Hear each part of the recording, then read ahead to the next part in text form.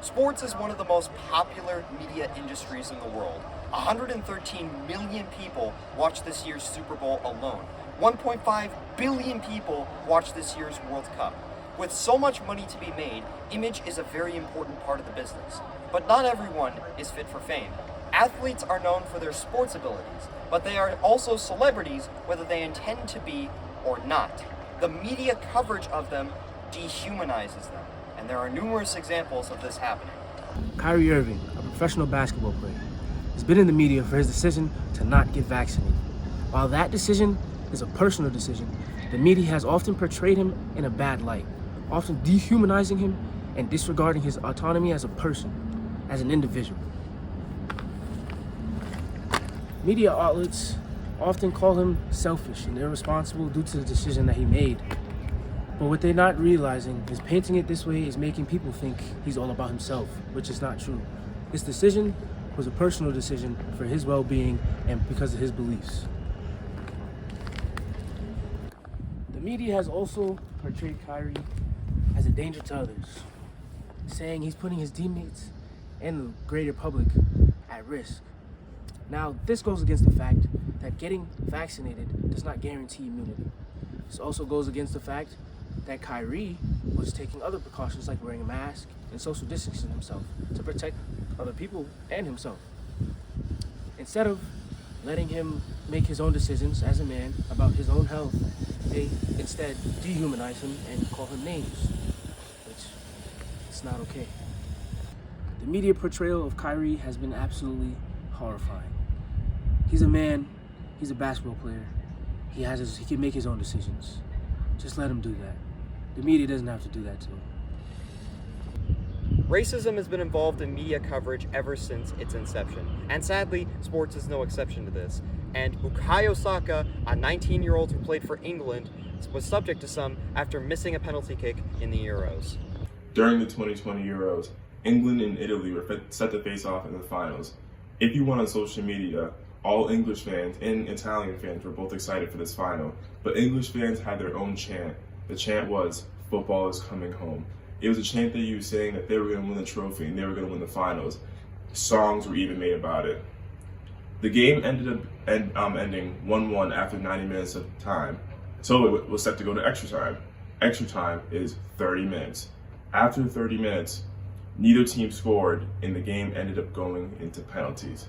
England was facing one of the best goalkeepers in the entire tournament, who had the best save percentages in penalties and overall the most clean sheets.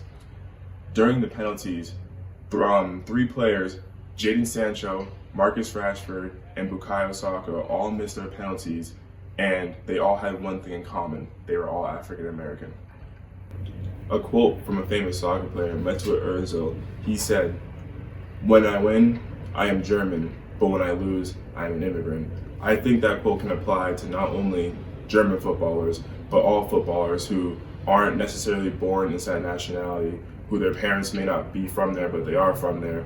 When they lose, they're criticized and dehumanized in social media, but when they win, they're from there and celebrated and embraced. Words can hurt, and athletes can be subject to countless horrible comments after a bad performance in a game.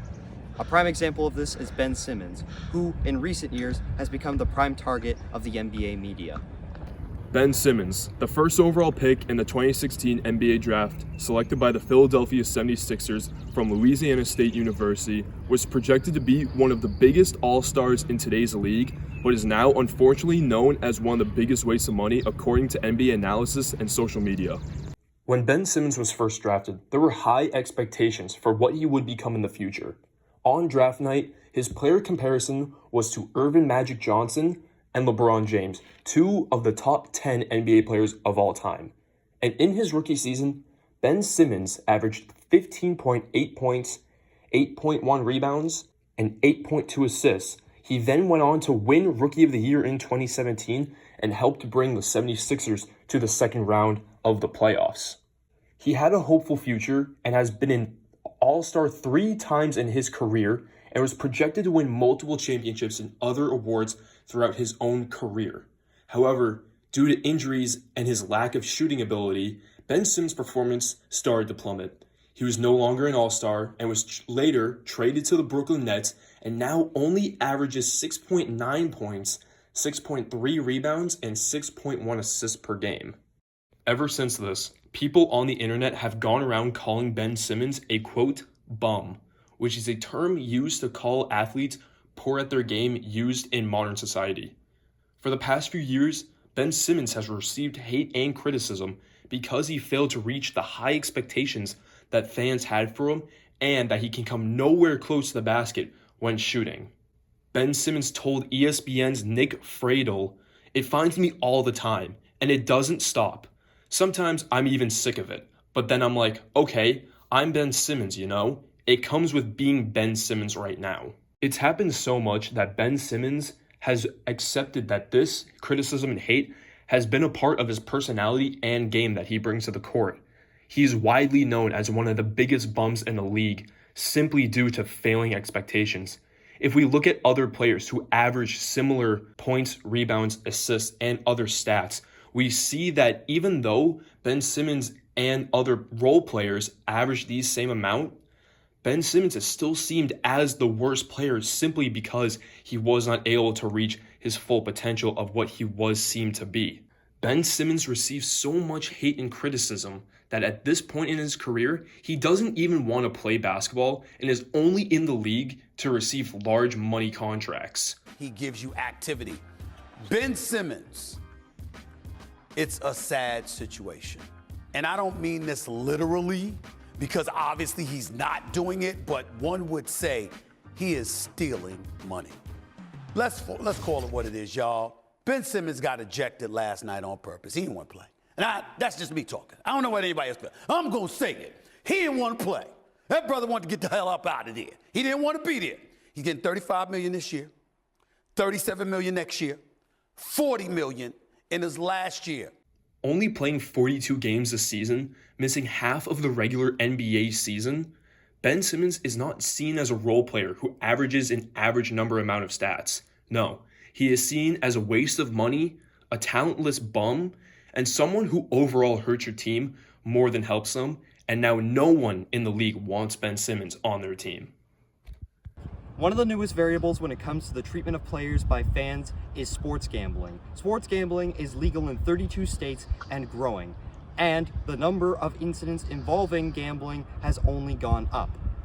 On April 9th, Bradley Beal was involved with an exchange with an angry fan following a loss. Bradley Beal didn't score enough points in this game for the fans' bet to hit that night, causing him to lose a large sum of money. The fan let Bradley Beal know his disdain for Bradley Beal's poor performance, shouting obscenities towards him. Bradley Beal then walked over towards the fan, slapped him on the head, knocking his hat off. Beal acknowledged that fans are allowed to talk about his poor performance, but when it crosses over into personal insult, that is not okay. Beal opened up in an interview the day after, saying, "Nobody wants to lose money. I get it. If you keep it about sports, I'm all for it," Beal said Monday. But I think it's when people start getting personal, talking about your family, talking about your character, your integrity towards the game. I think all of that, we can save it. We can really keep those comments to ourselves, and that he is noted fans saying nasty things with the increase in sports betting. Now, it's understandable Bradley Beal would be upset by this situation. He wants fans to value his hard work, effort, and he's putting on the floor to be the best he can be on the floor. However, it is important to acknowledge the context which led up to this situation. Sports betting was first legalized in the United States in 2018, and now 5 years later, 33 states have legalized it, with Massachusetts being the most recent one. However, sports betting has been around since 676 BC, with the bet being played on the 25th Olympiad. However, the first example of modern-day sports betting was in 1931, with the bet placed on a baseball game. Sports betting is only going to increase the dehumanization of athletes because people are no longer going to see the human beings playing a sport they love, but instead someone that may cost them the bet and lose them money, and they're only going to shout more obscenities instead of realizing that there's real human beings with real feelings and emotions and things that affect their play on the court, and it's going to continue to lead to the dehumanization of sport athletes. We all have a responsibility to show athletes with kindness and respect. Even if we have money on the game, it may be frustrating to lose a bet. However, that is a responsibility you take when you put a bet on a game, not a risk that athletes are taking for having a bad performance. In the case of Bradley Beal, I'm sure he's going to learn from this experience and how to deal with one better in the future.